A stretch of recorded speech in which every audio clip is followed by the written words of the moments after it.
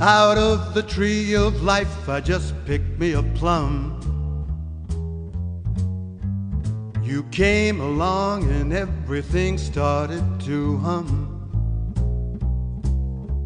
Still, it's a real good bet, the best is yet to come. We are the Org. Our mission is to assimilate Star Trek The Next Generation, Star Trek Deep Space Nine, and beer. Lots of beer. Hello, friends! Hello! Welcome to bOrgCast 6.2. Parish notices this episode. We watched an episode of Star Trek Voyager. Yeah. In fact, we watched a very bad episode of Star Trek Voyager. Very bad. We possibly watched the worst episode of Star Trek Voyager, potentially the worst episode of Star Trek ever. Yeah. Threshold. Yes, the one where Janeway and Paris turn into giant newts and hump each other. Insane. It was for a vaguely good cause, rather than just a random whim. Shane Poole is putting together a podcast where he looks at kind of the worst episodes of various series, which is kind of a recipe for pain, I think. Yeah. And he asked us to come on and talk about Threshold, so we had to watch it again, sadly. It's the first time I've ever seen it. Is it? Oh dear. I managed to miss it before. Yeah, it is dire. Yes. Dire. But there we go. I also started watching Caretaker because I thought, I'll cleanse my palate with, from what I remember being a good story of Voyager. But must admit, I got, 3/4 of the way through and then I ran out of time and I haven't come back to it since. So, still not good, I'm afraid. Never mind. We have some general feedback from last time. Commander Shepard let us know that there is an expanded universe book, half of which is all about Kira watching Sisko in the Celestial Temple in the whiteout effect. Right. Yeah, I mean, it's boring enough watching it on telly. Imagine read about it in a book. Apparently it was as thrilling as it sounds. Fatbone Smith on the forum reignited the uniforms debate, and various people took part, and it went to some very, very dark places, including Little Decker. You'll just have to visit our forum to see that. I'm not going to say anything more. Pieman came up with some answers to how Odo can change size so drastically. Basically, one of the ideas is that he can get a lot smaller because when he's in his Odo form, he's actually hollow. Okay. Which kind of works, but it does leave you with the image of Odo as an Easter egg. Do you have to lob his top off and fill him with Angel Delight? I know. I'm just going to follow that one up. Drew liked Anne-Marie's nickname for Samuel Clemens. Although, of course, Cunting Clemens follows in the long line of other Cunting characters, as I discovered listening back to some old bOrgcasts earlier in the week, because we had Cunting Rasmussen not so long ago. Oh, okay. So you're going to have to find a new... Lots of people have the same first name. Okay, fine. We also had some feedback from Cheeky Monkey Gin. Oi, stop doing the Homer hysterics on your podcasts. The last time I was in Boots and got the giggles... I'm ginger and don't like drawing attention to myself. This time I was driving my car and nearly crashed trying to stifle a guffaw. Loving the new two-tone podcasts, i.e. Next Generation Deep Space Nine. Keep up the good work. Thank you. Thank you. Now making me think of the specials. Oh, two-tone. Oh, Yes. very good. So, shall we move on to tonight's first episode? Yes. Which is the Deep Space Nine episode, A Man Alone. Voyage to Deep Space Nine, where security officer Odo must confront a notorious criminal from his past. He went to prison for murder. I sent him there. Now, justice becomes an issue of life and death. You're not going to take the law into your own hands. Watch me. He was afraid that Odo would kill him. Who might want to frame you for murder? I am temporarily relieving you of duty. Next time on Star Trek Deep Space Nine. Trailer was okay. Yeah. Yeah. Actually, I watched the trailer and went, I still don't remember anything about it. Pretty much all the way through the episode you didn't either, which was nice. No. Because it's a whodunit. It's great when you don't remember whodunit. No. Well, no, I remembered-ish, but not how. The modus operandi. Yeah. So, you don't have a brilliant teaser. They've obviously still not learnt them, really, with Star Trek, because Dax is meditating with a sort of bubble Well, it rather looks like the Wind Dancers bubble from Cost of Living, worryingly. Does a bit. Expecting a face to appear and go, the higher, the fewer. Oh, yeah. Then Julian comes in and she says, you've got to turn the sphere into a solid colour. And she's been trying for 140 years. And he's sort of a bit distracted and saying, you got a lovely scent, and he obviously fancies her. But I mean, he's just lost puppy. It's like, if someone was like that around me, I might want to pat their head and maybe give them a treat, but I wouldn't be sexually attracted to them because they're not behaving like a mature, equal person. They're behaving like a pet. Yeah, it is a very, very odd teaser. Yeah, because he's too distracted, it all goes pop. You get a nice bit of snark from Dax, though, and at least we're getting some more character to Dax now as well. There's sort of bits and pieces come out during the episode, whereas before she was just, an extension of the computer, effectively. Now we're starting to get a bit more of a character, which is good. Yep. So anyway, shit teaser. Then we're in Quarks, and Odo turns to Quark. Well, to be fair, we're at Quark still. Yes, sorry. Well, no, this is a point I was going to make, because the first 9 minutes of the episode all take place in Quarks, if you include the holosuites. Yeah, okay. So it's quite a nice setup of using the environment, but it's a big environment, unlike the Enterprise, where, if you'd spent 9 minutes in the conference room, for instance, you would have been like, oh, please. Yeah. And let's face it, they did that in a few episodes. They did. Whereas, because the station is huge, even one part of the station, i.e. Quarks, can have all these different environments within it, which I love. Anyway, Quarks is very busy, and Odo turns around to him and says, you're almost making an honest living. Yeah. And then there's sort of an info dump line about traffic from the wormhole. And you look up, and on that upper gallery thing, you've got O'Brien and Keiko arguing. Yes, here we are. Keiko's introduced to the series, and how's she introduced? Arguing with O'Brien. Oh, what a surprise. Yeah. First scene is a row. Start as we mean to go on, eh? And Quark makes this remark, rumour has it they're not getting on. And it's like, duh, anyone who's got eyes and ears can see that. Yeah. What's this rumour has it business? But it's nice having the to and fro between Odo and Quark. It is nice. I mean, that's something that it's nice to see is there right from the beginning. Yep, definitely. That relationship was very much there from the start. They see Dax and Cisco, and Odo says to Quark, Don't even think about it. I can't think about it. You might as well try to find a drink of water on the Yodozi Desert. Yeah. I'd forgotten the horrible sexism and objectifying of women that went on in this. And to be fair, with the Ferengi, it's completely consistent with how they have been, and it will continue throughout. Yeah. Really. Yeah, they're not supposed to be admirable. No. They're supposed to highlight slightly less than admirable aspects of our own characters as human beings. Yeah, which I suppose probably... So, actually, he has a role to fulfill there. Fair enough. You cut to Dax and Cisco, and Dax is saying that sometimes friendships don't survive the change with Trill because it's too much. And Cisco admits that he's finding it difficult, but he says that won't happen with us. And so she says, right, and then you need to allow yourself to be comfortable with your discomfort, and then you'll get over it, kind of thing. And then Odo spots some bloke and says, how long has he been here? It all kicks off with this bloke. It all kicks off, and he says, you have 26 hours to get off the station. Which, later on we found out that is a Bajoran day, but I don't think hence 26 hours, not 24. But I'm not sure it's been stated at any point. I can't remember, to be honest, but that makes sense, yep. And then you have Keiko and Miles overlook a level above the promenade, so they're kind of looking down on it. And there's not really arguing, but there's still tension between them. And Keiko turns around and says, do you really want to raise our daughter here? Which just made me think, yeah, that's a good point. Where is your daughter? The two of you are standing up there in the promenade having this Barney. Where is she? Quite. Jake sees Nog and tries to say hello. And Nog's eating... Jum jar! I wondered what it was. Yes, it's a jum jar stick. Yes, it's kind of a sort of weird... Ice lolly. Ice lolly thing that they do, yes.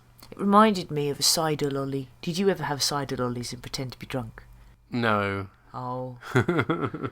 Maybe it was just me. Odo is talking about Ibudan. Ibudan. Ibudan does whatever an Ibudan can. Sorry, I can't get that out of my head. This is one of my favourite Trek names, but now it's got locked in my head with Spider-Man for some reason. Boo. Okay. And apparently he let a child die when his parents couldn't afford the money for medication. Yeah, he was kind of a black market dealer. And you could kind of think of him as a hero if it wasn't for the fact that he let a child die. And he's been released as part of the amnesty. Well, it's because he was locked up for murdering a Cardassian, and as far as the Bajoran government are concerned now, that's not particularly a crime. No. And then you cut to a hollow suite and some curtains. Yeah, it gets slightly porn at this point, doesn't it? You're worried where this is going. Yeah. Because we're back on the hollow suite, but this time it's kind of a riser type setting, isn't it? With a woman with strange fingers giving... Webbed fingers, giving Ibudan a back rub. Ugh. Yeah. And then a hand in black appears and goes stabby stab. Yes! Knife to the back. Ooh, nasty. It is a truly grim-looking murder, actually. I was quite impressed by that. Yeah. And then you've got Jake and Nog. Yeah, this is a bit of a change in gear, isn't it? You go from this quite horrendous murder to Jake and Nog pissing about on the promenade.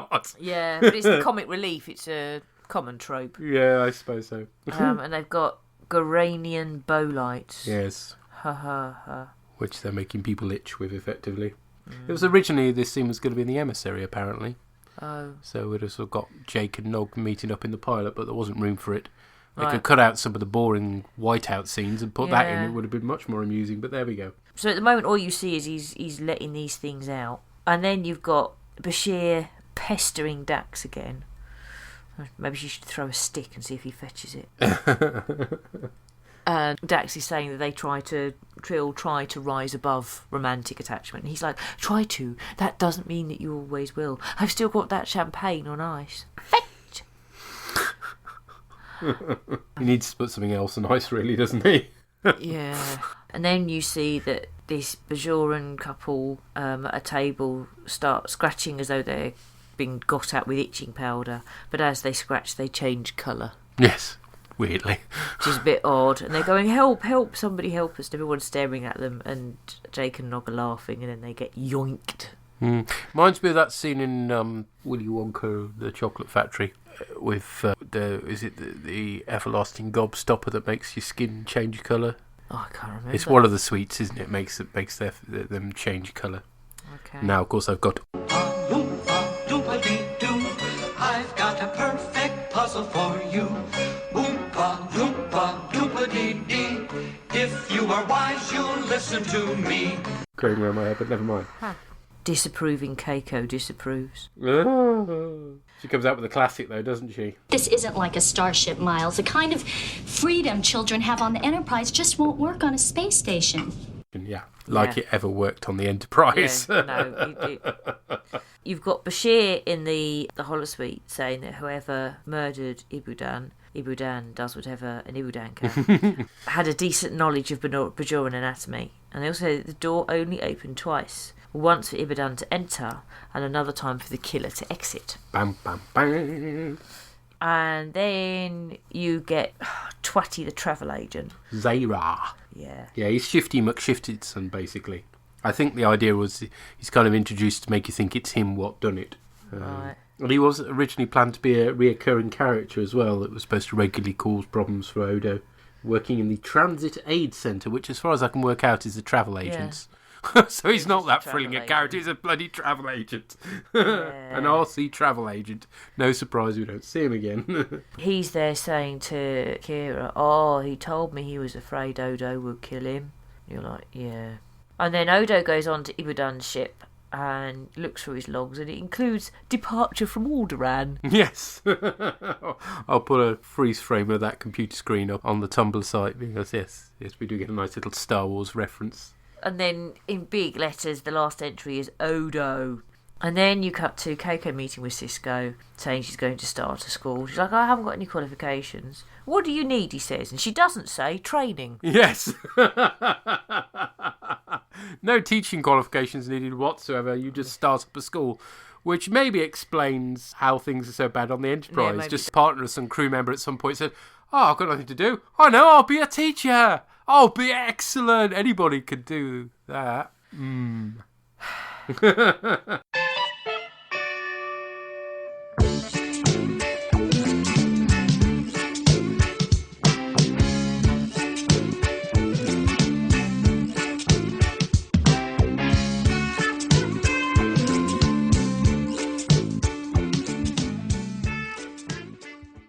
Right. And you've got images of Nog throwing a fork with a sausage on it at Jake. But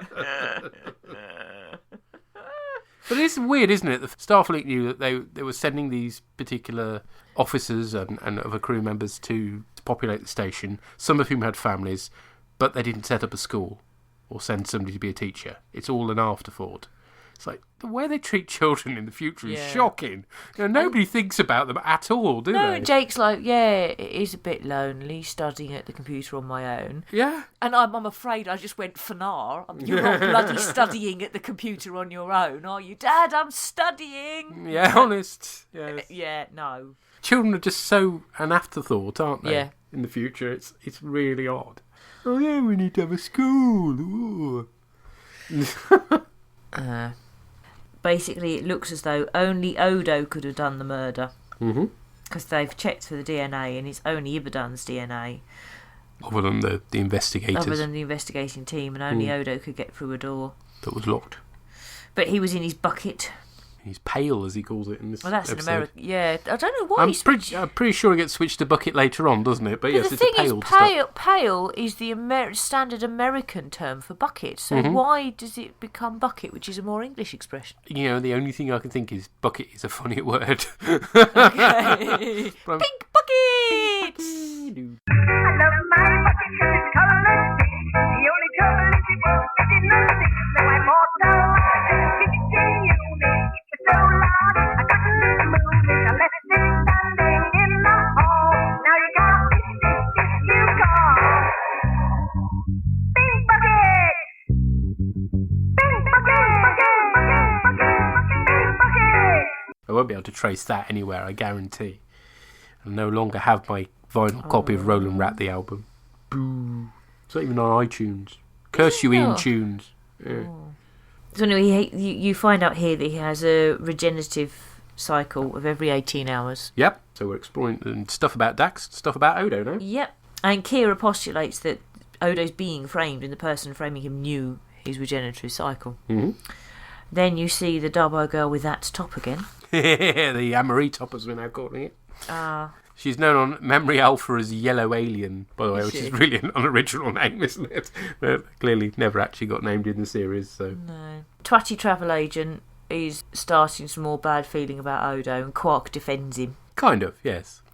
Oh, he says he could be all sorts of things, but he's not a murderer, and he wasn't a collaborator. Calls him a cross patch. Yeah. Which is definitely an American phrase, isn't it? I've never come across that used in this country. No, Cabbage Patch Kids, yes, cross patch, no. I had to Google it. It means someone who's easily annoyed, apparently. Okay. Fair enough. But again, we've been showed that Quark and Odo have this complicated love-hate relationship, which works out quite like the sort of best enemies sort of thing.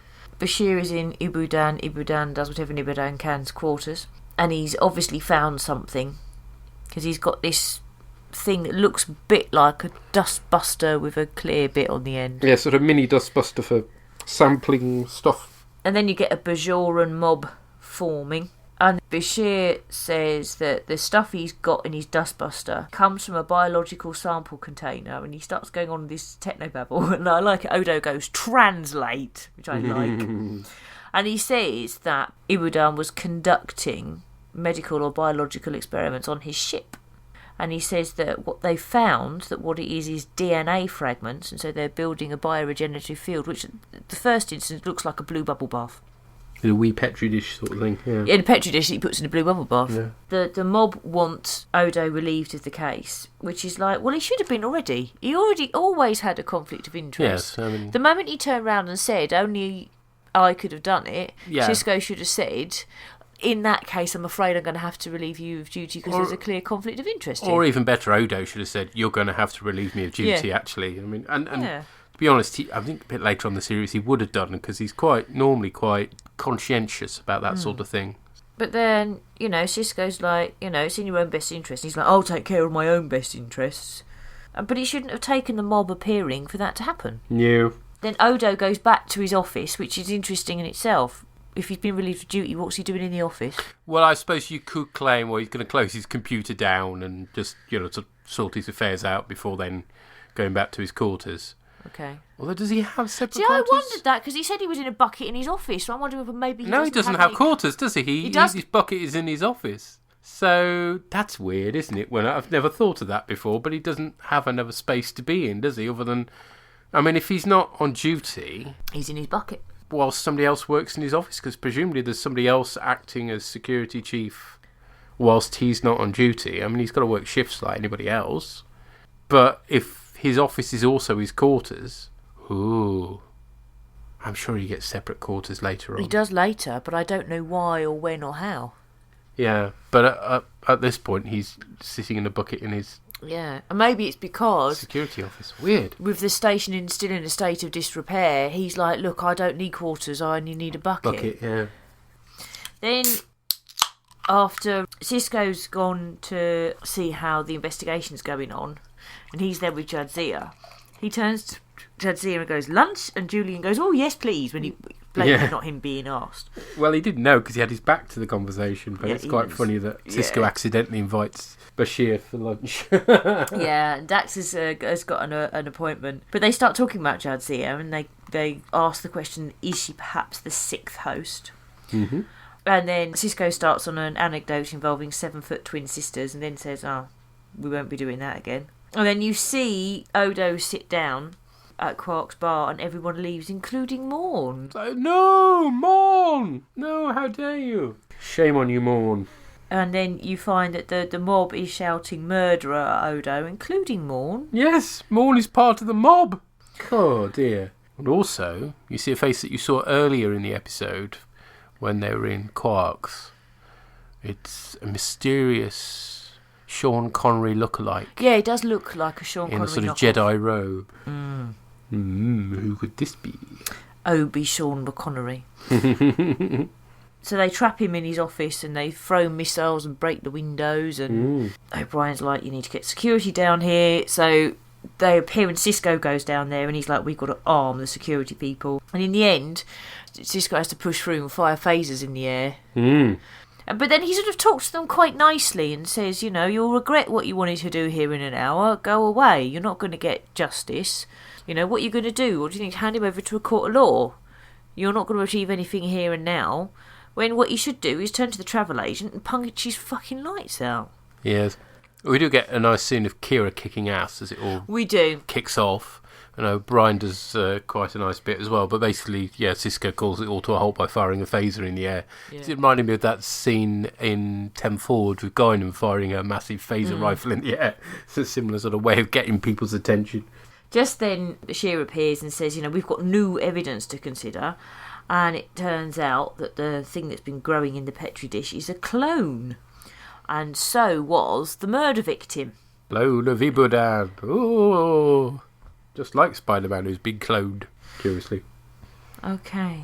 And they can tell it's a clone because of various degenerations or something. And then the Sean Connery knockoff is in the ship and sneaks in, but then Odo appears having been part of the chair, and he's been calling himself Lamone S, but he hasn't been on any ship that's arrived in, and basically Odo calls his bluff and rips the mask off of him Scooby-Doo style. Yep, it turns out that the Sean Connery clone was actually Old Man Withers. Yes. And he would have got away with it too if it wasn't for that meddling shapeshifter.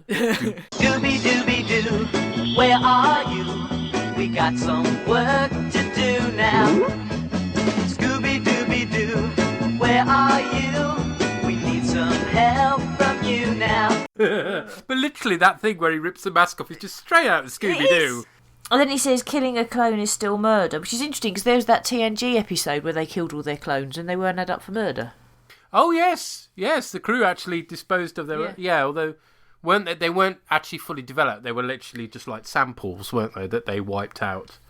It's a bit different, isn't it? If you've got like their genetic material in test tubes, effectively is what they were destroying in that episode, whereas in this one, it's the fully grown clone that he's killing. It's a sentient being. Yes, that's a bit different, I think, to be fair. Fair enough. Anyway, you got a voiceover from Tisco. It says that nobody's apologised to Odo. So, the twatty travel agent hasn't got any comeback. Nope. And then Keiko's there running her school, but no one's turned up. Jake appears with Cisco, and then Rom appears with Nog and says, mustn't sit next to that human child. It's interesting he says human, not human, which is the Ferengi pronunciation later on, isn't it?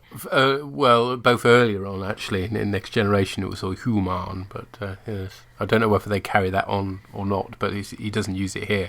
Although, interestingly, Max Krennicek is very much using his Ferengi voice from Next Generation when he was Sovok, was he? Something like that, in A Captain's Holiday. It's a lot more high-pitched, sort of standard Ferengi voice, really, rather than the Rom one that he comes to develop, which is a lot lower and ooh sort of thing. Yeah. But yes, his voice will change over the course of the series. And then 2 other random children appear with no parents. Yeah, it's turn up and sit down and join in. So I didn't guess it was a clone. Oh, it's a clever way of doing a murder mystery, isn't it? Oh well, there's only Ibudan's DNA in the room, so who else could have been in there other than the people who investigated it? But it turns out it was actually Ibudan what done it. So a clever way of setting Odo up. I mean, it does suffer a bit when you remembered who done it, but not too much, to be honest, because it's all about characters, really. It's a lovely character piece, and you explore a lot more of Odo's character, more of Quark's and their relationship together. You explore more of Dax's character, and I love it. It's, again, yet another great Deep Space Nine episode. Yeah. So far, season 1, 3 for 3, as far as I'm concerned. Yeah, this is really good. And there's also a nice sense of this being a place, an environment that's evolving as we go on. Yep. And we're learning more about their reoccurring faces, and yeah, it's good stuff. Does we have feedback? We have feedback. We have some feedback from Sampo. I'm actually enjoying season 1 more than I thought, because this episode was good too. It wasn't as good as the previous 2, but it still kept me entertained all the way through. Some random thoughts. Worst teaser ever. Oh, yeah. I think that's fair to say. Bashir failing at a computer game was not a good sign. But the actual story was quite good. I did not remember the conclusion beforehand, although I guessed it the second Bashir mentioned that the organic mass was a humanoid. By the way, it seems that Starfleet has no moral objections to cloning whatsoever.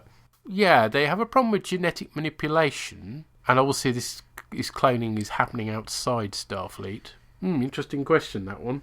Not sure.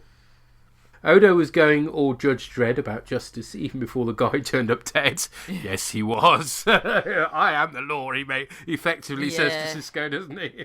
At least he doesn't say, I am the law! Yeah. Which would have been, far worse. Back to Sampo's feedback. Deep Space Nine really needs to stop with these ominous glances from suspicious people and orchestral strings to make it really obvious who the bad guy is, even if it was clear that Odo was being framed. Well, yes, Old Man Withers is sort of signposted to an extent, but because you don't recognise him to begin with, you think, why are they signposting this guy? Yeah. So it's kind of interesting. They point the finger, but also wrong foot you, because you don't know why they're pointing the finger at this guy. And also they're pointing the finger at the same time as your the travel agent dude as well. So I like the gradual escalation of the hostility towards Odo, starting with muttered conversations and slowly progressing from vandalism and shouting to an all-out mob. Seemed natural. Also, I really like the fact that we did not get the standard cheesy scene at the end where the mob leader apologises to Odo. Well, it's a fair point. Yeah. The bad guy, the name of whom escapes me at the moment, Ibudan, apparently came from Aldran, according to his logs. Yep. The ending of the mask was basically copied from Scooby-Doo. Oh, yeah. To be fair, they did it before in Star Trek 6 as well. The guy who's the sniper turns out to be... Well, it's Colonel West, isn't it? Disguised as something like that. Which, ironically, of course, Colonel West being played by Renee Auberjonois. So there you are. Keiko's back and she's being whiny again. But she does have a good reason this time. Raising a child on the frontier cannot be an easy choice for a parent, although it turned out quite quickly that she just needed to feel useful. I think it's a fair point. I mean, again, it comes back to Starfleet not considering the needs of families particularly, doesn't it? Keiko also brought up that children can basically run around freely on the Enterprise, something you have spotted as well, so I guess it's canon. Let's hope they install that safety railing around the warp core one of these days. Oh, hell yeah. But yes, enjoying this rewatch. Until next time. Hurrah! Catch you next time, Sampo. Thank you for that. Thank you. All good points. And we have some stuff from the Mark. And the Mark writes, a man alone, or almost as bad as that Spider-Man's clone saga. On Keiko, she's a botanist. And there's this entire planet that's been stripped for the past 5 decades and could probably use a good botanist. Yeah. And even if we don't send her down to the world to be, useful, O'Brien himself says there are ships going to the Gamma Quadrant that she could sign on to, but she fobs that off because that would ruin the schoolmarm plot the writers are already committed to. Well, no, she fobs it off because he basically says, oh, well, I can, arrange it for you to go there. It's like, well, hang on a minute, I want a job on, that I get from my own abilities rather than because I happen to be married to the chief of operations on the space station. I mean, you can understand her being riled at that. I mean, it'd be a bit like if I turned around and you said, I can get you a job at the school, where I'm, the priest. It's a bit dodgy, isn't it, really? These early shows attempt an old West frontier town vibe. Starting the school is a big part of that, bringing civilization to the lawless land. So it doesn't work on a character level, but maybe on a metaphorical level. Also, the bar going silent as Odo walks in is the definitive cowboy movie moment. Yeah, and that conversation between Odo and Quark, one of them says at one point, we're at the frontier now. Yeah. So that's why business is so good, is because, it's effectively it's a gold rush on. The wild frontier. Born on a mountaintop in Tennessee, greenest state in the land of the free. Raised in the woods so he knew every tree. Killed him a bar when he was only 3. Davy Crockett, king of the wild frontier. On Bashir. So Ibudan is jailed as killing your own clone is still murder/suicide. Assuming the clone has any sentience and the clone Bashir grew in the infirmaries let loose from the world, they did not make clones the same way after all.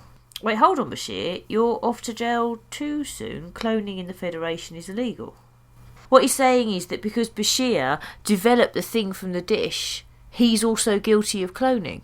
He took the sample. Yeah. But he didn't know it was a clone. No, he didn't know before he started the process, did he? Well, that's the fair that he found a sample of something which he stuck in the dish to see what the hell it was, and it developed into a human being. Yeah. And then it's only afterwards, part way through the thing's developing, he then says, well, hang on, the gene sequence is off. That means, it's a clone. Yeah. So it doesn't even occur to him straight away after that either. No. The Mark continues, did the clone have all of Ibudan's memories? I always assumed it went on with Ibudan's life, taking over Ibudan left off. That too has unsettling possibilities, but not quite as much as creating a whole new person in a tub in the lab. I don't think so, because I think the idea is that if you create a clone of somebody, they ain't going to have their memories. You don't clone the memories, you just clone the physical form. So therefore he's going to look like Ibudan, but not necessarily be anything like Ibudan. Yeah. So basically Ibudan murders his clone, but his clone isn't necessarily anything like Ibudan. Yeah. Also, is Bashir that really that clueless in his pursuit of Dax? Would Bashir clone Jadzia so at least one version would go out with him? Probably best not to think about. Well, I mean, why bother with that when you've got holosuites? Yeah. On Odo, it seems off that he is this hated so soon. I figure that later events post season 3 may make him hated while being stuck in a locked room. Well, we do find out there are reasons why. I mean, Odo was head of security under the Cardassians, remember? That's what it was given as the reason. So, and we will explore that a bit more in the future. So, yeah, there are good reasons for people. But interestingly, it's never pointed out, though. They could have underlined that a bit, but there is a reason why he's hated, and it's because he was quite happy to work the Cardassians. Because as far as he was concerned, he works for justice. Yeah, so rather than... doesn't care who's in charge as long as justice is done. Yeah. And then, then Mark says there is the start of a nice friend/nemesis between Odo and Quark. So on the whole, it's not great. And he says this week TNG1 DS90 running score TNG1 DS91. As you will find out, I will not be agreeing with that score. Most definitely not, Ski. Okay, who else have we had feedback from? From the Pie Man. There's a Pie Man waiting in the pie. He'd like to come and meet us. Oh, help me! What is it with you this evening? I don't know. I've not had that much beer. Well, it is Holy Week. Hello again, Murray the Pie Man here to talk about A Man Alone. I was awfully familiar with this episode and I realised why. I think I actually had the video of the last 2 episodes, which means I probably watched them a lot, because I didn't have many videos. I think I possibly started off thinking I could collect all of Deep Space Nine and then realised how much it would cost in time and money and shelf space, so sadly it never came to be. But I did have about 3 of the Season 1 tapes, if I remember, so I gave up quite quickly. But yes, I had this one because this episode is very familiar, and truth be told, I quite like it. It doesn't actually contribute much to the overall story, which is about your main downside, whereas at least the last episode had a lot about the Bajoran resistance and bits of Bajoran sort of history and that sort of thing, and more of the Bajoran political situation. This one really doesn't have any of that. Instead, it's very much a standalone episode, and it actually could have probably been done with any of the series, given enough tinkers. It is just really a murder mystery. So of course there's a murder mystery and a sort of bit of a moral on lynch mobs, which we know are bad. But it's, again, I actually quite like the execution of it. It's very much a locked room mystery. When it says that he's the only one to enter and one person left, only his DNA is on the site. Why? Where's the future Jonathan Creek? But and of course it's quite good that Odo does point out that he's the prime suspect. He's threatened the man before, and he does almost say he's being set up. And it is a shame when I felt Sisko relieving of the entire duty of being security chief seemed a bit odd. Surely just taking him off the investigation would have been enough. I think that's really what happened.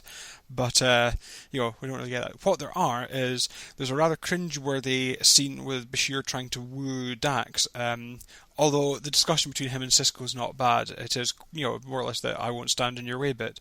The other bit, which I quite liked, was, in fact I really liked, was all the Odo Quark stuff. That was really well done. The kind of frenemies, I think the phrase is now. The way that, Odo's obviously, Quark's defending Odo when the people in the bar are saying, who knows him, he was here when the Cardassians were, and Quark's sitting there going, he's not a collaborator, he's not a murderer. And it is that thing and later on when they're talking, I did like the bit where Odo says you'd get sloppy without me, and the way they're almost baiting each other, but there is obviously a lot. It's actually very well done by both actors. There's a lot of affection there, and the fact that Quark went and checked up on his own to see if anyone in the prison where Ibudan was held could do anything. There's been some talk on the forums, I know, about the clones. My view is I would assume the clone would be born as a blank, effectively have no memories. So yes, while the Ibudan clone has been, and yes, they put the one he slung into the holodeck, could have just had the mind of basically a 1-year, 6-month-old baby. You lie it there enough, let the holographic woman with the funny hands massage it and hope it doesn't crap itself before you stab it. Yes, and similarly, the one that they've born, it will presumably be, unless there's something else to do with the cloning technique which manages to maintain mental states, it would be effectively a sort of 1 year, a sort of newborn baby in a 30-year-old body, which is actually an interesting concept in itself. But yeah, overall, it's not the best episode, definitely, and I think this is kind of where people talk about Season 1 Deep Space Nine being very standalone. And like I say, this could have been really any series episode. You could take this rough plot and translate it into any series that has some form of outsider and do a sort of the similar mystery. It is just really a sci-fi murder mystery, which is, I think, its weakest points. But like I say, there's some nice stuff in it with the Quark and Odo. I think it sounds bad. I sounded awfully negative in past prologue, and I think I'm probably feeling about the same in this. I just seem to sound more positive in the actual feedback. But there you go. Hopefully, better stuff to come. Although, if the episodes I'm thinking of are coming up, then there's some real horrors to look forward to as well. So, as always, do keep up the good work. I'm enjoying the podcast, and until next time, bye for now. Bye. Yes, I think born as a blank makes sense for the clone, yep.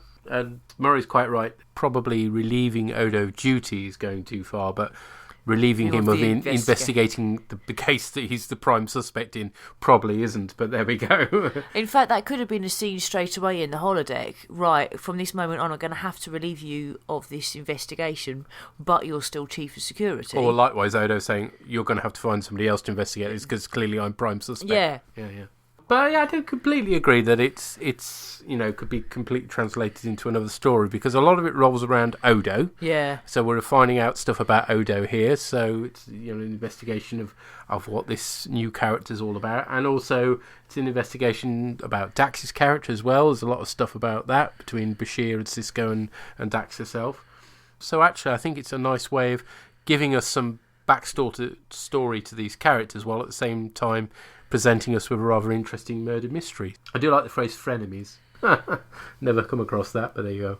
I think this episode highlights the fact that Bajorians aren't 100% good. I think we got that in the last episode too, of course, because we got the Colmar there. We were like the extremes. But here we show that actually your casual everyday Bajorans can be whipped up into a mob just as easy as a human being or indeed a Cardassian. So again, it's your Deep Space Nine shades of grey again.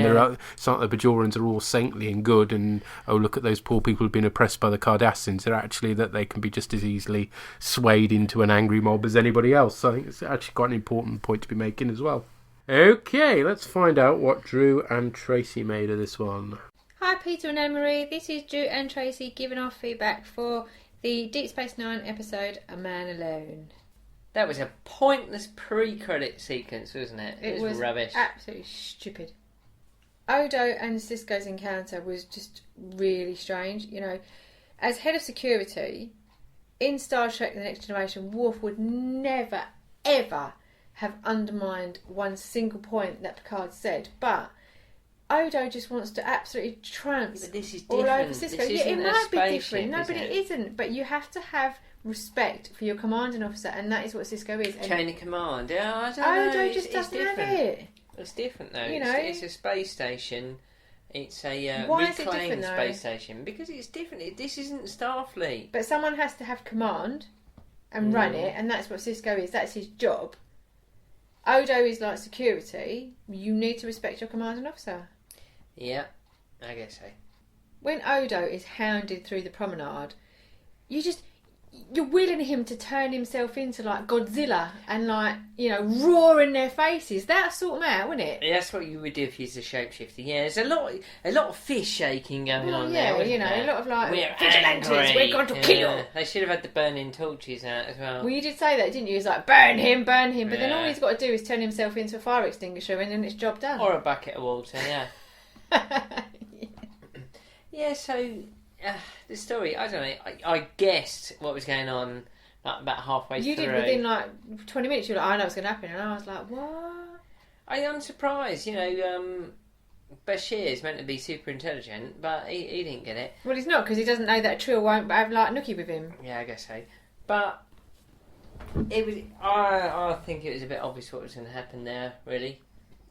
Yeah, so killing your clone. That's strange. So that is still murder. That's weird, isn't it? Because you can create a life in, half hour or whatever, grow someone else, and if you kill them, it's murder. Strange. Odo, what a moody bastard in this episode. Do you know what I mean? It's like, come on. I don't know how old he's meant to be as a shapeshifter. Perhaps he's a troubled teenager, but he's moody, isn't he? To be fair, you have been accused of murder. Can't disagree that would piss you off. You would have the ump about that. But come on, smile a bit, love. And if you are accused of murder and you're trying to prove your innocence, don't be aggressive. I think at the moment, Odo's not a very likeable character at the moment. No, he's not. He doesn't fit into the Federation. So if this was the first time he's watching it, I don't think you'd really care too much about Odo, would you? He's very aggressive and very Exactly, he's moody and aggressive, yeah. I don't think you'd really care about him.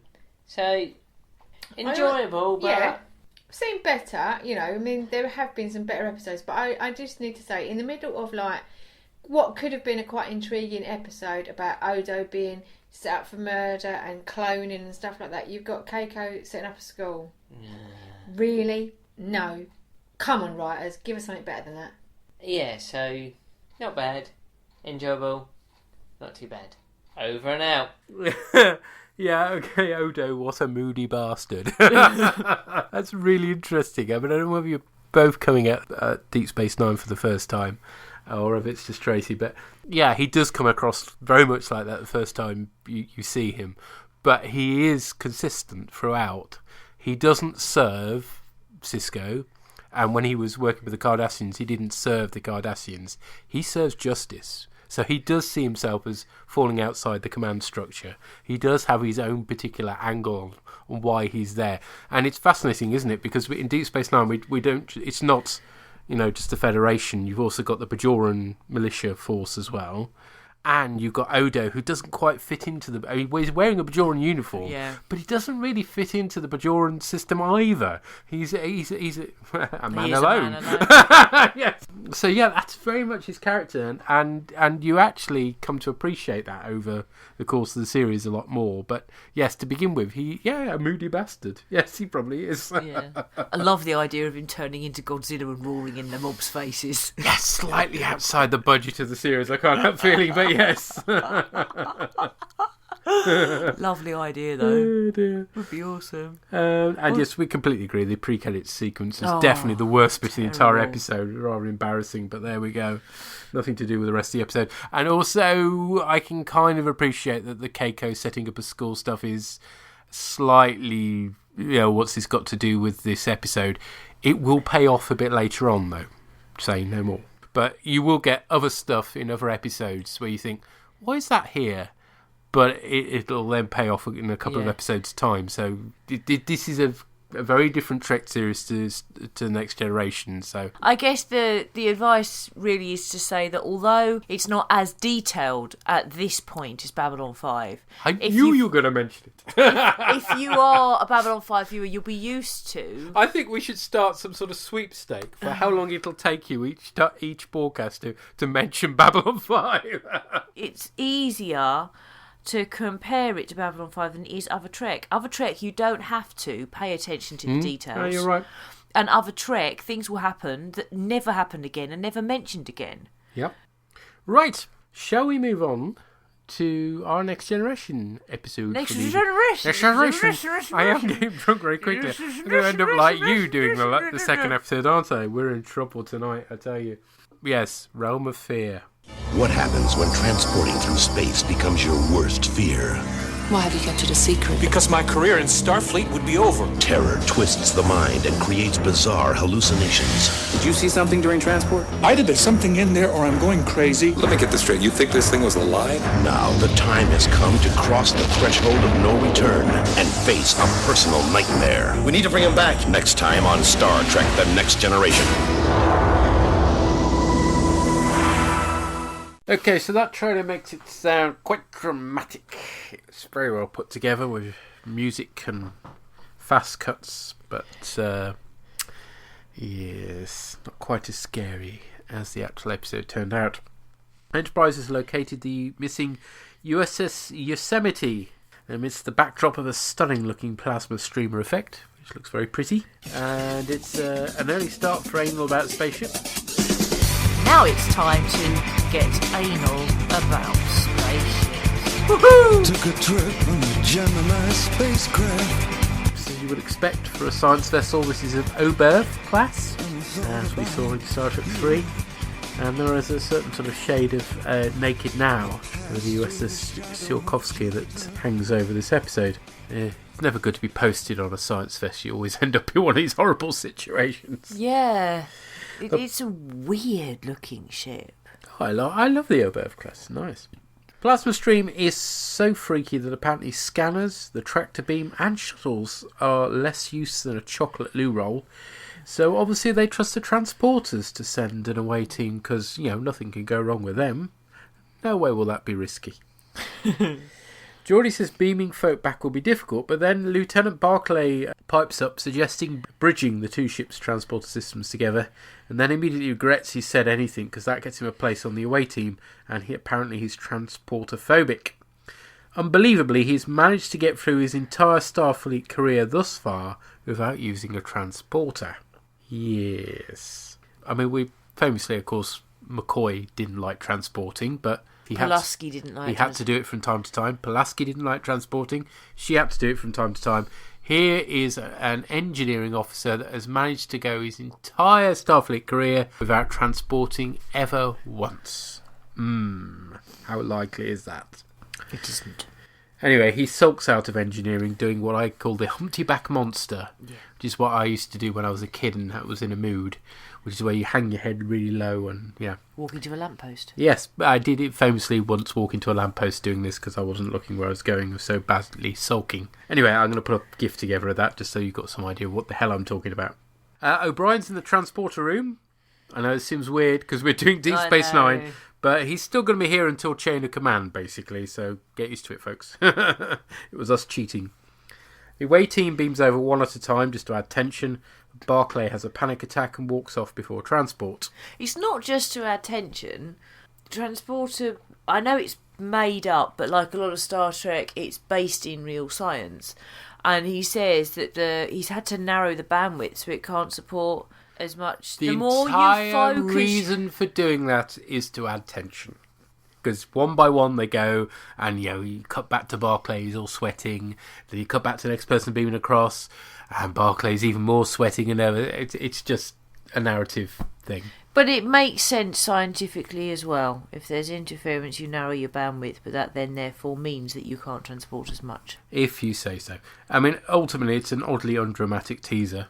Second one in a row. Yeah, it's still better than the DS9 teaser. Probably better than the Deep Space Nine one. Probably. It doesn't involve somebody meditating with a bloody bubble, does it? Well, no.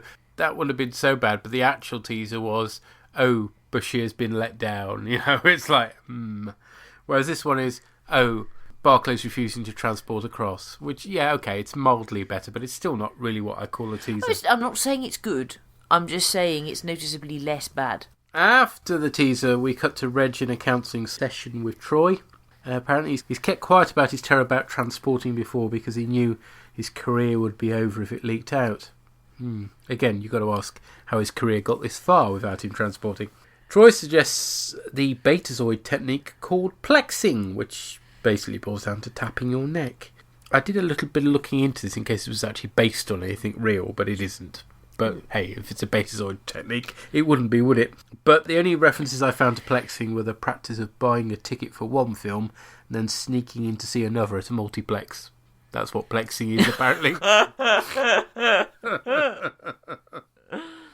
Anyway, Barclay tries it and experiences instant success, and off he trots to transporter room. Now, plexing's a nice concept. I mean, that's the one bit of this episode that had stuck in our mind, wasn't it? It was like, this is the plexing one, isn't it? But is it really credible that it could help that much so quickly? Putting pressure on certain pulse points does have scientific basis, right? But nothing to do with stress, okay? It's supposed to help travel sickness. Right. Well, there's a vague connection there, isn't there? You can see where you're going with that. Anyway, Troy's still concerned that this isn't the solution. And clearly it isn't. Aboard the Yosemite, there are no signs of survivors. And it has to be said, this is the least impressive ship set we've ever seen in Star Trek, I think it's fair to say. I don't know what rooms they're supposed to be searching, the away team, but is this the admin room? There are just a few office chairs, a few lamps, and that's about it. You couldn't identify which bit of the ship this was. It's just completely bland and vanilla. But never mind. There's been an explosion, apparently, originating in the centre of a transporter chamber, which is still functional. Crusher has found the remains of a ship's engineer, who's weirdly wearing a silver science uniform. Hey? It's a science ship. It's a civilian engineer, presumably. Well, no, it's a Federation ship because it's the USS Yosemite. It's a science vessel. Here we get stuck in the perennial problem of uniforms, don't we? And it does rather feed in nicely with the discussion that was going on the forum. It was suggested that maybe it could be the choice of a commanding officer as to which uniform you end up wearing. So maybe the commanding officer of the USS Yosemite decided they were all going to wear science uniforms, even the engineers. One thing I'd been curious about was when the Silver Suits debuted, and that was in Home Soil, which is the first season episode that's really forgettable, so that's why I couldn't remember when they'd originally come up. Anyway, this guy has 2nd and 3rd degree burns, which were not the cause of his death. Ooh. O'Brien confesses a fear of spiders to Barclay, who's preparing to transport over. Reg has never had a problem with spiders, which is just as well considering what's going to happen to him in Season 7's Genesis. Spoilers. The Chief relates a tale of an encounter with spiders with legs 1/2 metre long. At this point I started feeling sorry for Cat Bus Matt. Yes. We see a transport from the inside for the first time, which is a nice effect. That to kind of match how I'd imagine it being, actually, so all credit for that. It's sparkly. Sparkly, exactly. Aboard the Yosemite, Geordi has found pieces of a sample container. Riker speaks to Barclay, and initially you think he's going to bawl the engineer out for turning up late, but actually the commander rather sweetly says he's glad to see him, which is kind of a nice touch. Picard's speaking to an Admiral Hayes, who's a one Admiral wonder. We don't see her again. Apparently the Ferengi have reported an attack on one of their vessels in this sector by the Cardassians. Could this by any chance raising the profile of the races that will feature in Deep Space Nine? I wonder. Strokey chin. For they do not feature at all in the rest of this episode. It sort of stokes up your excitement. Oh, the Cardassians. No, you're not going to see those in this episode. Hey-hoo. The only bit of excitement here is that Hayes is wearing what will now become the finished look of the Admiral's uniform until first contact. Didn't notice. Woohoo. It's very smart. The away team are beaming back one by one. Reg is the last to beam back, and this time he sees a wormy thing which attaches itself to his arm during transport.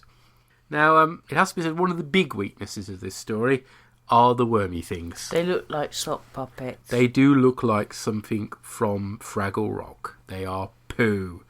Actually, they look quite like poos. Actually. Yes, poos with mouths.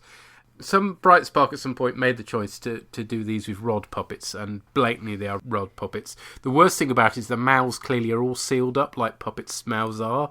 Yeah. You know, there's no sense that that's a mouth that leads into a digestive system because it, Oh, now my brain's gone to a let's pretend place. Let's pretend is at an end. Can you play at let's pretend? Just pretending. Well, he's funny enough. That was exactly what I was thinking as well, which is a very, very old children's ITV programme with a big whale. Was it a caterpillar or was it a whale that swallowed things down the conveyor belt? No, that I don't remember. I just remember it did definitely have a caterpillar in it. It may have had a whale as well. That I don't remember. You have to Could YouTube be right. It was a long time ago, but yes, we'll do that. Anyway, apparently what Branham Braga, who wrote this episode, was originally aiming for was something rather scarier, which, let's face it, wouldn't be difficult on a bloody sock puppet. He was aiming for a Twilight Zone feel to the story, specifically thinking about the Nightmare at 20,000 feet, which starred William Shatner, the guy with the wing. Unfortunately, what we get is the sort of Muppet version of Shia Lude from Dune, which is, yes, less than impressive. Working with Geordi, Barclay asks if anything odd has ever happened to him during transport, and Geordi asks him if he's seen something. Then as a dull techno-babble laden scene between Miles and Barclay about how reliable transporters are and all, how many backups there are and all this sort of shit. Then we get Ogawa and Crusher, who are examining the burnt engineer, who does look very grim. I mean, he does. He's properly dead. He's properly dead, yes. Yeah. They initiate a probe, which is a nice sort of blue light from the ceiling. And suddenly the guy's heart starts beating, which is kind of freaky. But their version of CPR just chases the trace away. And then he breathes briefly, which is even more freaky. So you go, zombie! But unfortunately nothing comes of it particularly. Barclay is chilling in 10 forward with a drink and a game of some sort of pebble chess. Did you think it was checkers or something? Chinese checkers or solitaire. Yeah, anyway, it involves pebbles. Weird. He gets pain and glowing on his arm. And instead of going to sickbay, as anybody sensible would, he goes to his room and space Googles the rare disorder transporter psychosis, which the chief had already said had been eradicated by advances in technology. Apparently one of the symptoms is hallucinations. And he goes through all the other symptoms thinking he's got them, including dehydration, as he's been shown drinking lots of water. The moral being, never Google ailments, just leads to paranoia. There is no treatment for transporter psychosis, and Barclay is convinced that he's contracted it. Crusher explains the engineer's responses and burns as being a result of being exposed to plasma, which is obviously a worry considering the plasma streamer nearby. It's a worry considering our plasma telly. Yes, so plasma makes zombies apparently. Geordi suggests the Yosemite was trying to beam aboard some of the streamer plasma in the sample container they found the fragments of. Then we get our first view of the multi-level Jeffreys tube that's accessed from the main engineering, which is a nice set extension.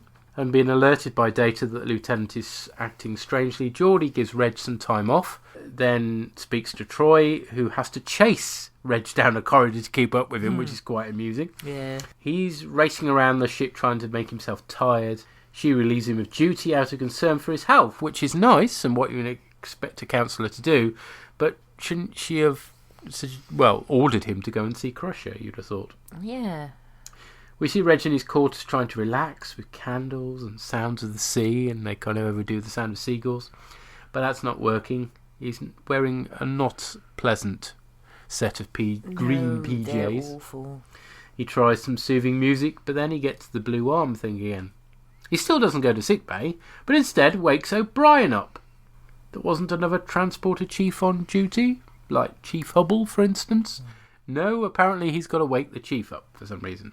And he orders him to transport him to and from the Yosemite.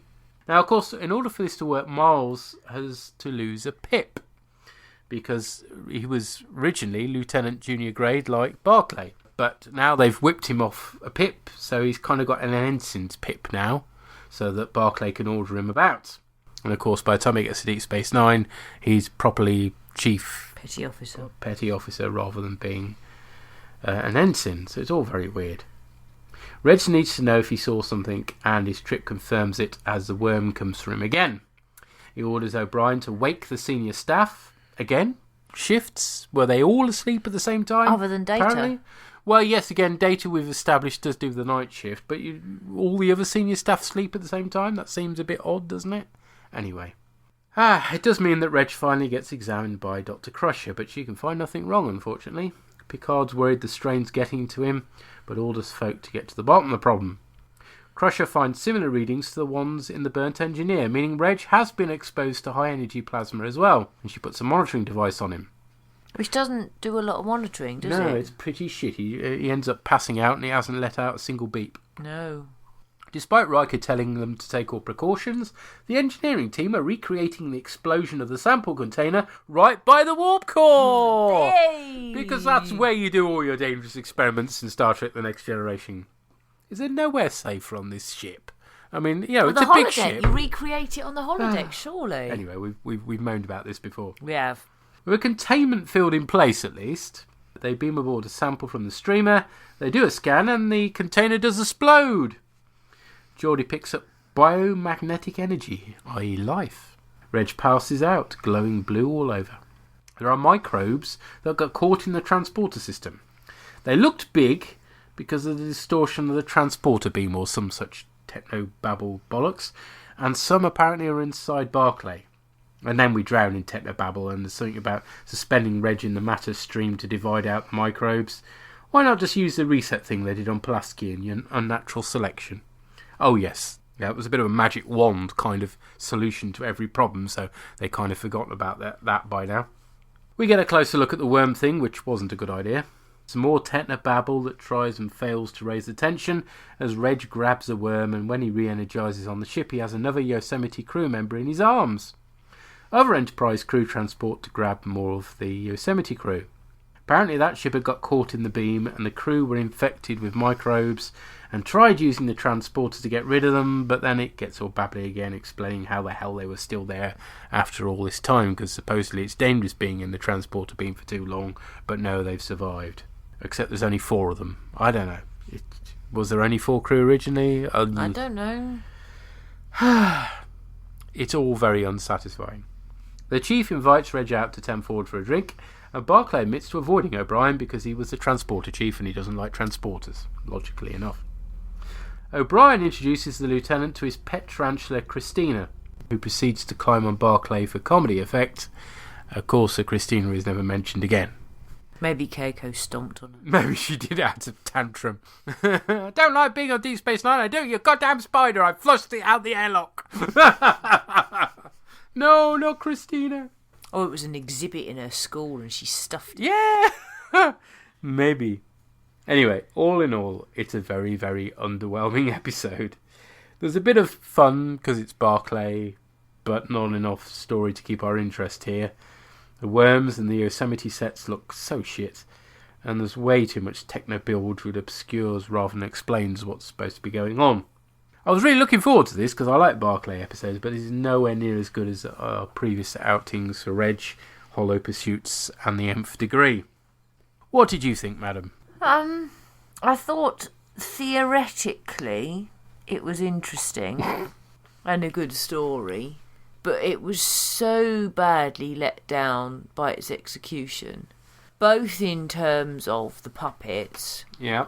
and in terms of the amount of technobabble. Yeah. It's badly written. This felt like a Voyager episode, basically. That's how bad it was. So having a crew member frightened by the transporters, and it would be logical for it to be Barclay, and then that crew member to see something in the transporters, and that thing that they saw transpires to be significant in some way.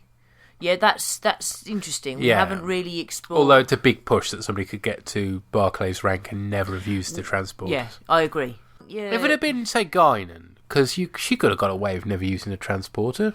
Or it could have been that he doesn't transport often because he's frightened, but he's managed to he managed to keep his fear under control until he sees something in the transporter. Well, yeah, you wouldn't have had your teaser then, because way before he's seen anything in the transporter, he's wimped out to transporting because he's scared of transporters. Junior crew member, one of the lower decks lot.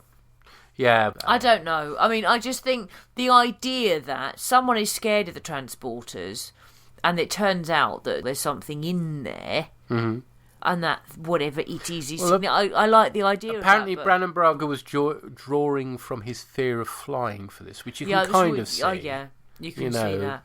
But having said that, you can actually get away without flying, and I mean, I've only flown about 5 times in my life. It's not difficult, to avoid flying, particularly if you ain't got much money. Whereas supposedly in the future, transporters are completely, de rigueur. It's the basic form of travelling anywhere. So it does really stretch the imagination that somebody could get away with being on a spaceship as well. I mean, if it was Earth-based, it maybe wouldn't matter so much.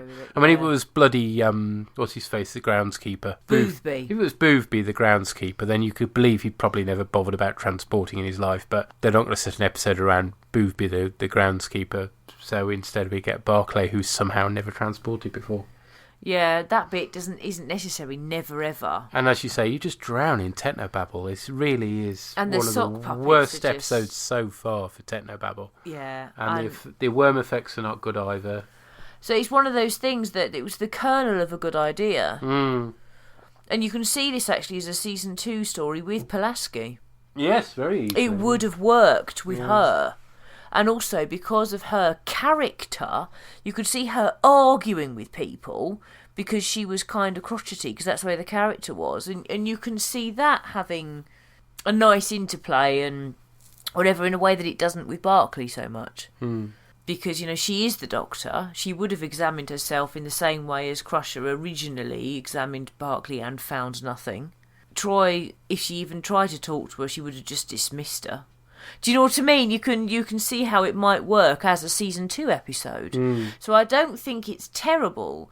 It's just that it doesn't work, the idea that an engineer has never transported. Who I mean, actually says at one point the reason why he hasn't used the transport systems is because he's studied so much about them. It's like, hang on a minute, how can you study? I mean, O'Brien makes the point that there's never been problems with transport systems. Nobody's died in 70 years. So he'd be aware of how reliable the system was, surely. Yeah, Ugh. It doesn't. And just, a lot of crucial moments when it could be an emotional scene, like when they recover the crew members. It isn't, because Barclay's just lying there spouting gibberish at you. Anyway, the Mark seemed to like this more than he liked the Deep Space Nine one, so I'm interested to see what he made of it. Okay. And he writes, Realm of Fear, or the transporter kills you and builds you a new you somewhere else. That's basic theory, isn't it?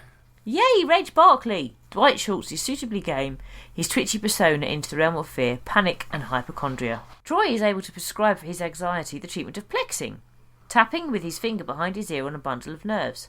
Just give the man some Xanax already, as unfortunately plexing is bullshit. And maybe Troy is giving him a placebo to keep his mind from being killed by the zappy machine. So onto the subject of the transporter, a device that kills you and builds a new you somewhere else. You're supposed to be broken up into individual subatomic particles while being transported. Sounds like dead to me.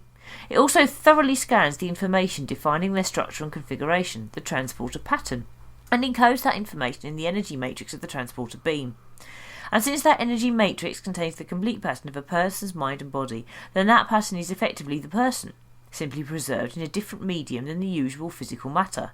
Thus, even when the body is dematerialised, the consciousness could continue to run within the transporter pattern, and since the pattern encodes the structure of the whole body, that consciousness would still perceive itself as connected to its body like a phantom limb. However, it's not converted to energy at all. That idea was retconned away decades ago because it's silly. Convert the mass of a typical adult human male to energy, and the result will be a 15,000 megaton explosion, 30 times bigger than the largest nuclear bomb ever detonated, Really? 10 times bigger than the 1883 Krakatoa eruption. The first experimental transporter built on Earth would have devastated the country it was activated in and caused global nuclear winter. Blimey, Charlie. But I wonder what happens to the soul if you believe in such things when you're killed and a new you is popped out on an alien world. I am told that this story has helped those with anxiety issues. This is a weak story, but I can't hate it. And hey, whatever happened to O'Brien's pet tarantula? Well, you may well ask. Yeah. Oh, well, at least you admit it's a weak story. I would say far weaker than the Deep Space Nine one, but there you go. Yeah, I mean, there's all the time when you start thinking about the transporters too much, it ends up making me think of The Prestige. If you've not seen The Prestige or read the book, then I thoroughly recommend you do. It's one of those interesting films and books that's worth a one-off read, but I'm not going to say any more than that because it's teasery. Okay, let's find out what Drew and Tracy made of this episode. Hello Peter and Anne-Marie, this is Drew and Tracy, and this is feedback for Realm of Fear. This is possibly the only episode of Star Trek Next Generation that I have actually watched. Why are you speaking like William Shatner? As soon as it started, I said to you, this episode gets on my nerves.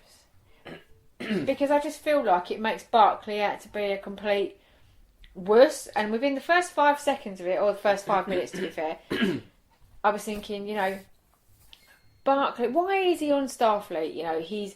He's not acting like a team player. He's acting like, he's absolutely terrified of his job. He's got no confidence in his ability. And he just acts like a complete freakoid who Geordie has to kind of support through his job. And then you realise why, and I completely 360, flipped it round and kind of then... If he's 360 in it, you go back to the same opinion, you mean 180? Well, fuck you. Anyhow, carry on. Carry on. I 180'd it. I'm going to keep all of that in. Anyway, carry on. And then you kind of feel that he's not... like a bit of a loon and whatever. I like Barclay. I think he's a great character. It's all very well to watch all these officers and whatever have been through Starfleet and they're perfect and that. He's not. I like him. That's what it would be in reality. No, but it wouldn't though. If you were people that aren't perfect. He's good. He's got these neuroses. He's a hypochondriac. I like the fact that his uniform doesn't even fit him. It looks too big for him. No, sorry. He's great. In normal terms, in normal day to day, if you were a Starfleet officer who could not perform their duties, Geordie would be kicking your ass, and he would, and he'd have every right to. But no, not everyone's perfect. That's what life is like. He's good. This is true because this is the empathy that all of the officers seem to show him, because they know that he has this kind of struggle with the teleport, and they're not quite sure why he doesn't want to teleport, but they don't disbelieve him. And he keeps saying it's like. Can I just interrupt you?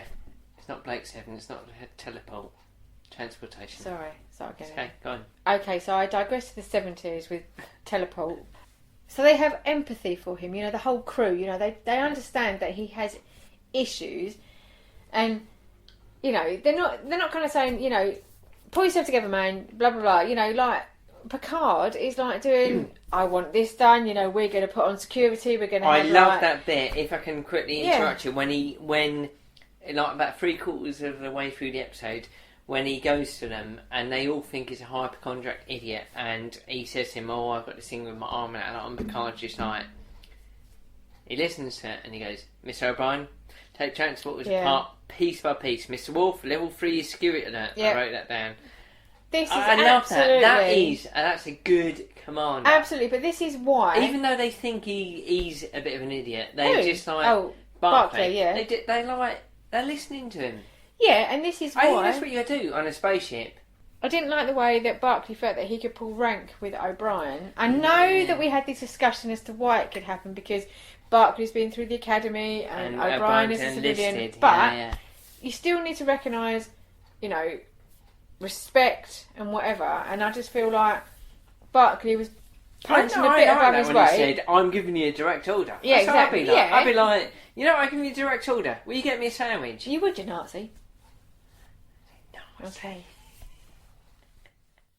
Barclay showed typical signs of being a man in this episode. Total hypochondriac. Sort it out. Typical man. What do you mean? What? Oh my! When he's asking the computer for a diagnosis, and he's kind of saying, these are the symptoms, and he's like holding his throat, and he's like holding his head. It's like easy. This is why the computer is a woman. I think he's a great actor. He's a brilliant actor. I think it's excellent. He's a brilliant actor. I love the character as well. When he first come on, he's like, "Oh, not him again." I hope you've been changed for it, because he was a great Yeah, but only actor. because I remembered the episode and I was like, fucking hell, the last one pissed me off and it's the same episode again. But because I've watched it twice, I kind of got a new appreciation for it. If that I makes like sense. him as a character. I think he's great. I just like the fact that I know I'm going over the things again what I said before, but not everyone is brilliant. He's a everyman. He is, but we do have like conflicts on characters, and you are a big fan of Q, and Q gets on my tits. Why have you brought up Q? Because this is what I'm saying. You are allowed to like characters, and have a bit of conflict. You like Barclay. I think he's a bit of a fairy to be on like the bloody Enterprise. Flagship. To be honest. Yeah, exactly. You would not. If he came for an interview on the Enterprise and Picard was recruiting for, what is his role? Engineer? Barclay. Yeah. I don't know what he is. You'd be like, he's wearing a yellow uniform, so he's an engineer. I don't think so. I cannot trust you to support my chief engineer. Get away. No, it wouldn't happen. I really enjoyed the episode. I don't think it's the best, but I think it's watchable. It's good. Excellent. Well, that's all we have to say on the matter. Yeah. Oh dear, is Barclay a wuss? Well, discuss. He's a systems analyst. Systems engineer. Yeah, so he's in charge of the particular systems that form part of the Enterprise. So when he started off, it was stuff about anti-grav sleds, I seem to remember. And in this one, it's his knowledge of the transporters that means that he avoids using them, apparently, somehow. Yeah.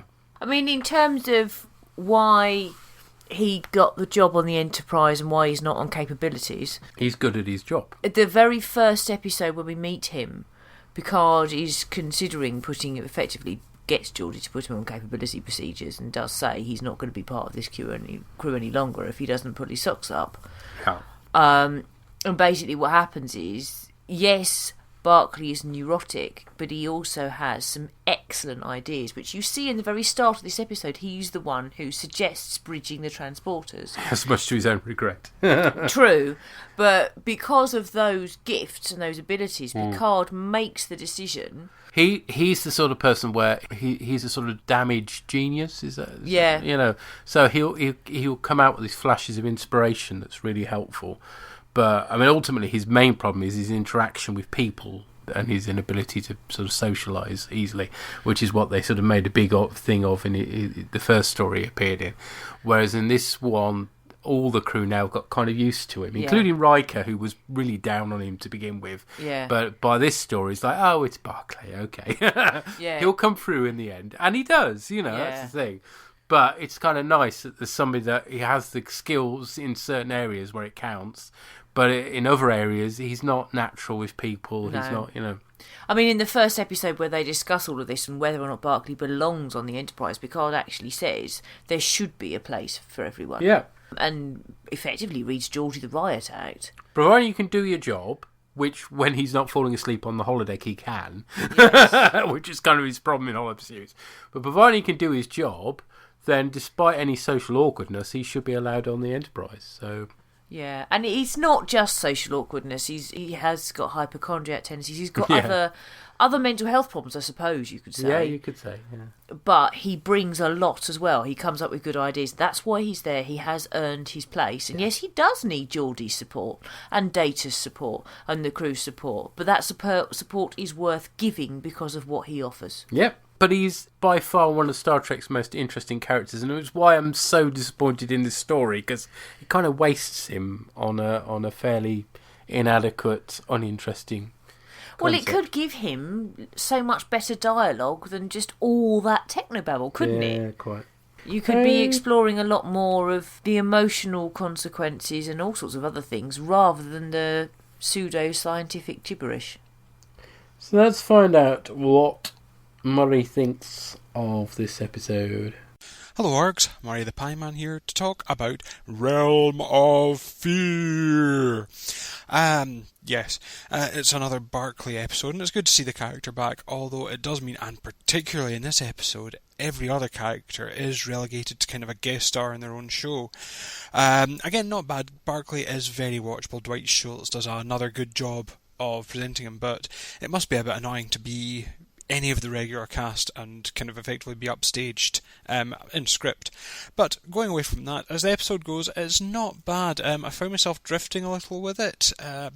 I like the idea of looking more into why people are scared of the transporter, or just in general transport phobia, and indeed that there are conditions that come from the transporter, although they're very rare.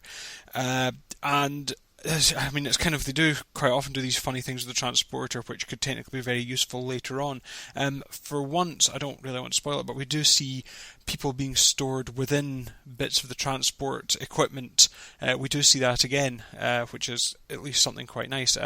Although it does, I think one of my gripes with near the end of the episode is they do start kind of technobabble explaining a lot. There is initially, when they find out Barclay has got some sort of bug thing, it is that, and they were caught in that. Why didn't the biofilters catch it? Well, I'll tell you why the biofilters didn't catch it. And then at the end, and they were caught in the beam. They must have tried the same thing we did and got caught in the beam. And this is why. And it's, I think, for an episode that kind of builds on a bit of a mystery, and I think more could have been done of the Isreg just going mad at it, just as fear giving him hallucinations. And it was nice to see the inside of a transport beam, see a transport from the inside. I don't think we've actually ever seen that before. But I think there was a bit of a wasted opportunity in this, because like I say, we could have had more of a is it all in Reg's mind, whereas I think we do that for a bit, and there are but we spend a bit too much time at the start with just him getting over his fear. I know the plexing thing's bobbins, but come on, how many of you, at least when you first saw the episode, spent ages tapping that side of your head randomly just to see if it made you feel better? And particularly in times of strength. I suppose it could be a placebo, and Troy's probably not above doing that sort of thing.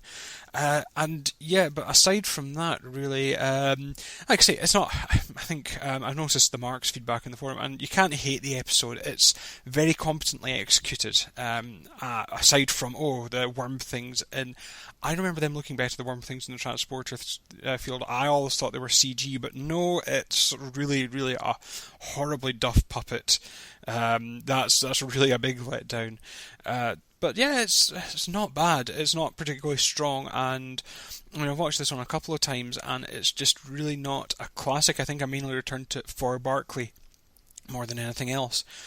So yes, a little disappointing here, but again, it's not hateful. It's definitely not in that beige area. It's got some interesting ideas, and I think it does a lot with its execution, which sort of saves what could be a really duff episode. And it's just a shame that a lot of the other cast don't really get to do much. But yes, so I will be back shortly to talk about A Man Alone. Until then, bye for now. Yeah, if it's not in the beige area, that is purely because of Dwight Schultz's performance for me, personally, because I think the story does let it down in a big way, and the writing is not great, the technobabble is awful, and the worms are shite. So ultimately, the only thing that keeps you going through this episode is, it's Barclay. So, I was disappointed with this one, I must admit, but then I had kind of high hopes Well, this one, because it was a Barclay episode, and it turned out to be a not very good Barclay episode. I mean, I remembered the plot, but I'd forgotten just how bad the puppets were, and I'd forgotten just how much bloody techno-bell there was in it. It's far too much. As I say, it does feel like a Voyager episode at times, sadly. So there you go. Thank you to all our contributors. Thank you. Next time we're recording will be back on a Thursday, the 1st of May. And we'll be dealing with the Next Generation episode, Man of the People. Oh. Which is another Troy in a creepy relationship again. Oh, whoop-de-bloody-do. You're looking forward to that, aren't you? Yeah, can you tell? Yeah, and Is this person going to have cunting as a first name? Yeah, well, we shall see. And I'll be dealing with the Deep Space Nine episode, Babel, or Babel, depending how you're going to pronounce it. Oh. Oh. Is that the one with the dress? I don't know about a dress, but there's certainly a language problem. It depends. There's two where there's a language problem. Uh-huh. One involves really ugly aliens and a dress. I don't think that's this episode. I think that's much later on. But I could be wrong. Okay. Because I don't remember that much about this one. I just remember the chief is the first one to fall prey to this, and it's a weird sort of disease whereby you can't talk properly. Okay, folks, all the contact details are now going to be in the credits, so to speak. So if you want to get hold of us, please do get in touch to either let us know what you thought about this episode or about the episodes we'll be covering next time. Until then, cheery bye. Bye. Dooby-dooby-doo, where are you? We got some work to do now. The bOrgCast is brought to you by the lovely people at GeekPlanetOnline.com. Music at the beginning of this podcast was written and performed by Adam Buxton and is used with his kind permission. All music referenced is for illustrative purposes only, and no copyright infringement is intended. To contact us, you can use the forums at GeekPlanetOnline.com. Visit our Tumblr site at bOrgCast.tumblr.com, where you'll find images accompanying the episodes discussed in this cast. Send email messages or MP3s to bOrgCast@GeekPlanetOnline.com. Or you can contact us via Twitter on rev_org or bOrgCastAmmo. Hashtag bOrgCast. If we can count on you, Scooby-Doo, I know we'll catch that villain. Mrs. Baker! Then you were the counterfeiter. And I still would be if it weren't for that dumb dog. What'd I do? You're the hero of this piece, Scooby. I am? Sure. You captured Penguin and the Joker, and now you got Mrs. Baker. You're A-okay with us, Scooby.